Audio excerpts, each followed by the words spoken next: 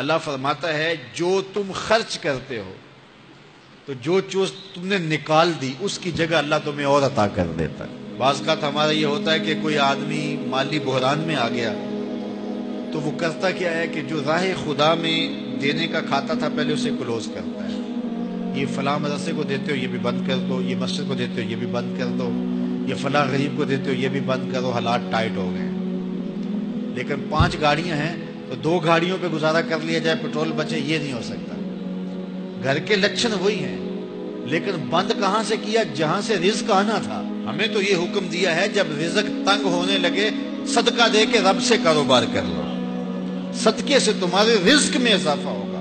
یہ رب کا وعدہ ہے اور اللہ کے وعدے جھوٹے نہیں ہو سکتے۔ رزق کی برکت کا ایک اور بہت بڑا ذریعہ النکاح ہے۔ فرمایا اگر تم نکاح کرو گے، تم فقیر ہو وہ تمہیں غنی کر دے گا۔ لوگ کہتے ہیں بچہ پیروں پہ کھڑا ہو لے تو پھر نکاح کریں گے، اللہ کہتا ہے تم نکاح کرو ہم پیروں پہ کھڑا کر دیں گے۔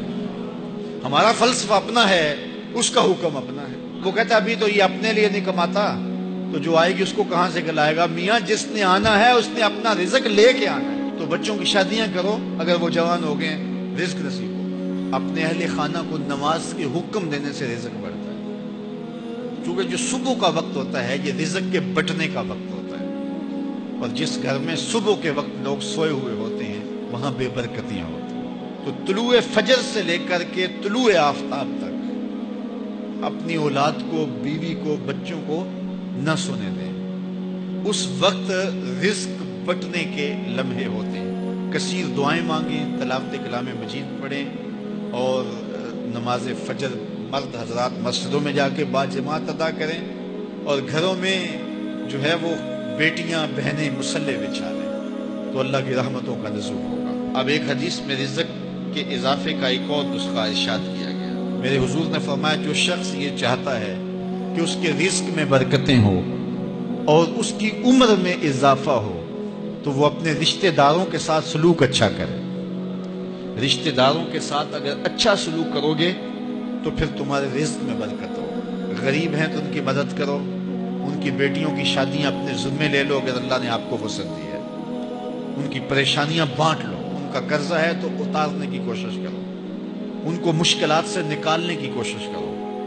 تم ان کو مشکلات سے نکالو گے، اللہ تمہیں مشکلوں سے نکالے گا۔ تمہارے رزق میں بھی برکتیں ہوگی اور تمہارے مال میں بھی برکتیں ہوں۔ فرمایا بہتر صدقہ وہ ہے جو ناراض غریب رشتہ دار کو دیا جائے۔ اگر وہ پھنس گیا ہے، مجبور ہے، ناراض ہے، تو اس کو اگر دیں گے تمہارا نفس اس میں شامل نہیں ہوگا، تو یہ افضل صدقہ ہے جو ہر صورت میں قبول ہی قبول ہے۔ رزق کے اضافے کا ایک اور سبب الاحسان الی الضعفاء، جو کمزور لوگ ہیں ان کے ساتھ اس نے سلوک کرنا۔ الانفاق علی طلبۃ العلم، طالب علموں پہ خرچ کرنا، یہ بھی رزق میں اضافے کا سبب و ذریعہ ہے۔ وہ حضرت بابا فرید نے کہا نا، چھٹا رکن دین کا روٹی ہے۔ گھر میں کچھ نہ ہو تو پھر نہ نماز اور نہ ہی دیگر امور کی لذت آتی ہے، تو یہ رزق فراواں اور وسیع اور مبارک نصیب کر دے اللہ۔ تو اس کے لیے ایک اور وظیفہ میں دیتا ہوں، اور وہ یہ کہ مغرب کے بعد 21 مرتبہ سورۃ الکوثر پڑھ لیں، کثرت ہو جائے گی انشاءاللہ۔ اول خدوشی پڑھ لیں، 5-7 منٹ لگتے ہوں گے، تو سورہ کوثر 21 مرتبہ روزانہ مغرب کی نماز کے بعد پڑھیں۔ اور اگر بہت زیادہ مسائل ہیں تو ہر نماز کے بعد پڑھ لیں، تو انشاءاللہ آپ دیکھیں گے کہ گھر میں برکتیں اترتی محسوس ہوں گی، انوار کا نزول ہوتے محسوس کریں گے۔ تو یہ وہ رزق کے اسباب ہیں، اگر ہم اختیار کر لیں تو ہم اللہ کی خاص رحمتوں کے حقدار ہوں گے۔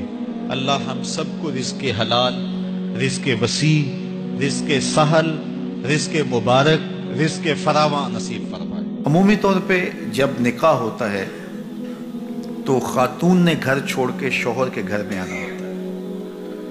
ایک تہذیب اس گھر کی تھی، ایک اس نئے گھر کی ہے، اس میں تھوڑا سا تفاوت ضرور ہوگا، خاندانوں کے فرق سے تھوڑا سا فرق یہ ہوتا ہے۔ تو خاتون یا تو اس سانچے میں خود کو ڈھال لے، یا پھر وہ خاندان خاتون کے مزاج کے مطابق ڈھل جائے، دونوں میں سے ایک ہوگا، تب موافقت پیدا ہوگی۔ جب خاتون کی یہ ضد ہوتی ہے کہ میں جو کلچر، جو تہذیب اور جو مزاج رکھتی ہوں یا جو رسوم و رواج میرے میکے خاندان کے تھے وہ فائق ہیں، اور اس خاندان کو بھی وہی مجھ سے سیکھنے چاہیے اور اس کے مطابق چلنا چاہیے، تو پھر مشکل ہوتا ہے، اس لیے کہ اس ایک کے لیے 10 خاندان کے لوگ نہیں بدل سکتے۔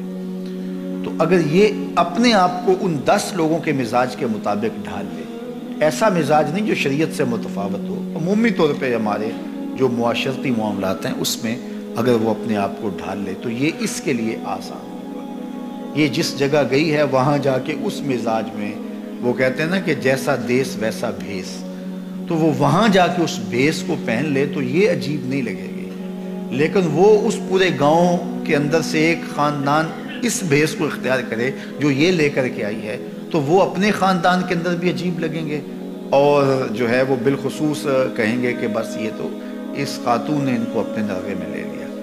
تو جو شریعت بیضاء کا مزاج ہے اس میں اچھی چیزیں اس خاندان میں آہستہ آہستہ منتقل کر دی جائیں، یہ تو ایک خیر کی بات ہے، لیکن عمومی رویے جو رواج کی حد تک ہیں اور شریعت سے متصادم نہیں ہیں وہ خاتون کو ہی بدلنا ہوگا۔